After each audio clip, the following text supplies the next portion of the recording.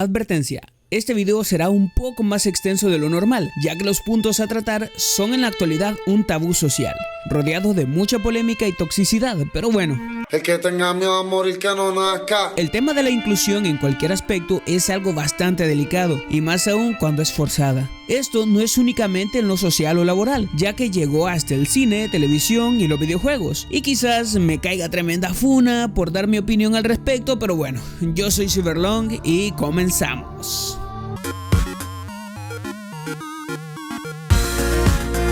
Como sobra decir, mi saga favorita en lo que a videojuegos respecta es Assassin's Creed. Por lo tanto, gran parte de mi contenido es sobre este juego, ya sea en TikTok o en YouTube. Y en el último video que subí sobre este tema, resaltó mucho el tema de la inclusión y el género de los protagonistas. Hubo quienes incluso me pidieron hablar del tema con más profundidad. Para eso tenemos que retomar y resaltar algunos puntos de los que ya te había platicado. Para comenzar, la inclusión realmente no tiene nada de malo, siempre y cuando se sepa hacer de forma integral y orgánica. ¿A qué me refiero con esto? Simple. El estereotipo de personajes protagonistas, por lo general y debido a que la mayoría de sus consumidores son hombres, suelen ser representados como hombres también. Pero de la misma forma hay personajes femeninos que rompen el estereotipo, encantando así a hombres y mujeres. Podría mencionar el caso de Lara Croft en la saga Tomb Raider, Bayonetta, Samus de Metroid y otros personajes que seguro ya los mencionarás en los comentarios. Lo mismo con los personajes de la comunidad LGBT. En Persona 4, por ejemplo, tenemos a Kanji, y aunque no muchos lo sepan, Trevor Phillips del aclamado GTA V también forma parte de la comunidad, y creo yo nadie ha tenido problemas al respecto, caso contrario a,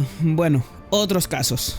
Pero respecto a lo que nos trae a este punto del video es la inclusión forzada en las últimas dos entregas de Assassin's Creed. Comencemos por el Odyssey. Ya en varias ocasiones he expresado mi descontento respecto a lo que hicieron dividiendo la historia en dos protagonistas, dándote la oportunidad de escoger tú mismo al personaje principal. Y en teoría suena bastante interesante. El problema es que Assassin's Creed hasta el momento se había caracterizado por llevar una secuencia de historia, donde los hechos del pasado repercuten en el presente, dando a entender que, aunque escogieras al personaje de tu gusto, al final solo uno sería canónico.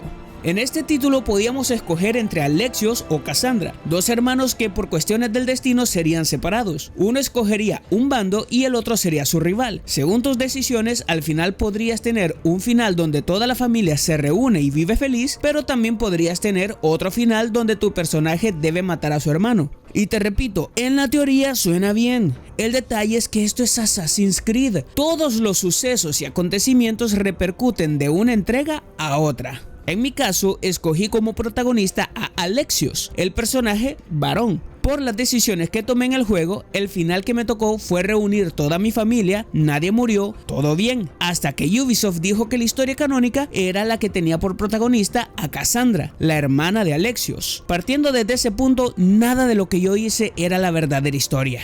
Más adelante en el Valhalla hay una misión donde aparece Cassandra. De esta forma confirmarían que efectivamente ella era el personaje canónico. Aquí es donde te pregunto, si al final de todo, solo una historia, solo un personaje es parte del canon, entonces ¿para qué poner esta mecánica de selección? Esto simplemente arruina la experiencia del jugador, pero luego ahondaremos más en este tema. Primero hablemos de otro caso peor. Eivor en el Valhalla. Nuevamente hay una pantalla de selección para el sexo del personaje. A diferencia del título anterior, por lo menos ambos representan al mismo personaje, incluso tienen el mismo nombre. El gran problema es que Ubisoft declaró que ninguno de los dos sexos era canónico. Por muy estúpido que suene, el personaje sí fue canónico, pero su sexo no. O sea, en el lore de Assassin's Creed existió Eivor, se encontró con Basim, es la reencarnación de Odín, etcétera, etcétera, pero su sexo no es canónico. Incluso al descubrir el lugar donde fue enterrado podemos ver los restos de Eivor, pero no muestran la pelvis, ya que arqueológicamente se puede saber el sexo de alguien mediante la zona pélvica. Al menos en lo personal creo que una medida como esta es muy extremista, solo para no decir si el personaje principal es hombre o mujer. Lo peor de estas mecánicas es que nuestro protagonista todo el tiempo debe tener una personalidad neutra, nunca se podría desarrollar de forma individual ya que comparte roles con otro personaje. Si a esta característica le sumamos que además debe cambiar cada vez que tomamos una decisión, el resultado es una skin sin vida y vacía.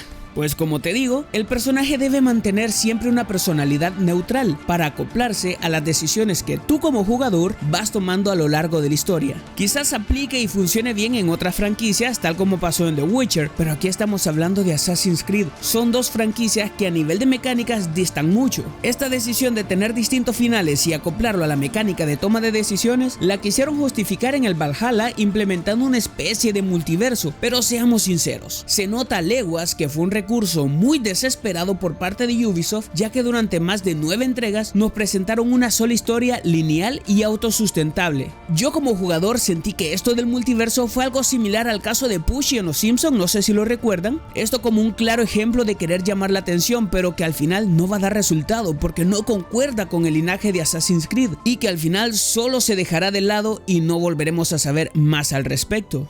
El verdadero problema con esta inclusión que trata de hacer Ubisoft en Assassin's Creed es que nos muestra temor para darnos de forma directa un protagonista mujer. Por esa razón nos bombardea con publicidad engañosa, mostrando en los trailers y portadas de los juegos al protagonista hombre, y luego nos dice que el canónico es la mujer, o salir con un argumento trillado y estúpido como que el sexo no es canónico, llegando al punto de hacer que el juego decida por el jugador en qué misiones ser hombre y en qué misiones ser mujer. Sinceramente, si la idea era que estas mecánicas nos reflejaran que Eivor es bisexual o algo por el estilo, deberían ir justo al grano y presentarlo así, un protagonista bisexual y ya, sin rodeos, sin miedo, sin tabús. Para el caso en el Odyssey hubiese quedado a la perfección, ya que, bueno, todos sabemos las prácticas que se llevaban a cabo en la antigua Grecia, ¿o no?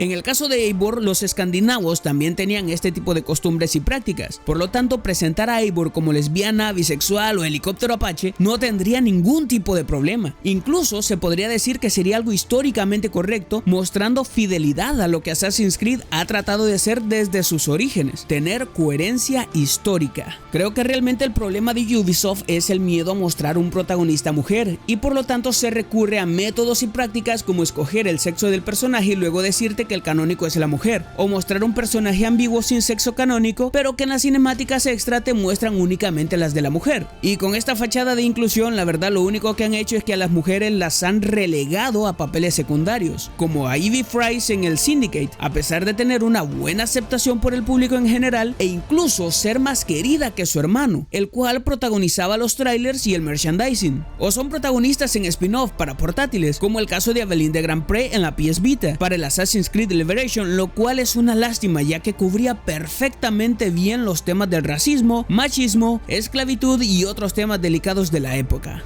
O cómo olvidarnos de Xiao Jun en el Chronicles, pero de igual forma fue un spin-off. Ellas tres son una muestra que sí se puede hacer un buen trabajo de inclusión sin tener que recurrir a los ridículos argumentos antes mencionados, o venderte una historia para luego decirte que no es canónico. Para finalizar, si queremos hacer inclusión verdadera y orgánica, debemos dar un personaje que brille por sí mismo, que resalte por sus capacidades y cualidades, que sea entrañable por su personalidad, sin necesidad de modificar toda una saga o las mecánicas del juego para lograrlo. Tampoco que su única cualidad sea ser mujer o ser homosexual. Queremos buenos personajes, no importa si es hombre, mujer o la orientación sexual que tenga. ¿Ustedes qué opinan? Pero primero déjenme ponerme mi traje contra arena para la tormenta que se avecina en los comentarios. Hoy sí, banda, si el video les ha gustado y no son tóxicos, denle like, suscríbanse a este canal, mis redes sociales están en la descripción. Cada día vamos haciendo más grande nuestra comunidad y eso te lo agradezco mucho. Y recuerda, nada es verdad,